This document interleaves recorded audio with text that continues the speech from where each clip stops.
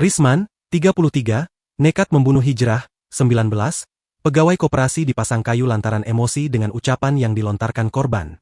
Adapun tragedi itu bermula pada Kamis, 18 September 2025, ketika Hijrah mendatangi rumah nasabah koperasi tempatnya bekerja. Nama nasabah itu Nurlina, yang rumahnya di Dusun Urubanua, Desa Sarjo, Kabupaten Pasangkayu, Sulawesi Barat.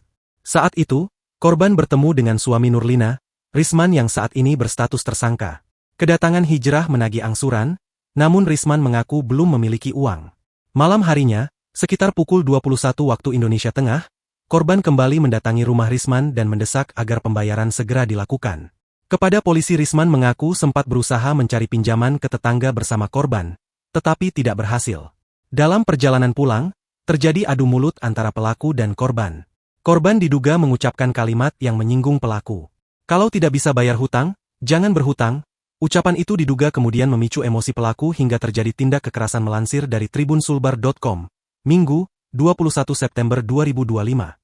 Korban lalu dianiaya pelaku menggunakan tangan kosong. Tak berhenti di situ, Risman juga menggunakan jilbab korban untuk menjerat lehernya hingga meninggal dunia. Setelah memastikan korban tak bernyawa, pelaku melakukan tindakan keji lainnya dengan melepas pakaian korban. Hal itu dilakukan untuk mempermalukan korban bila jasadnya ditemukan orang lain.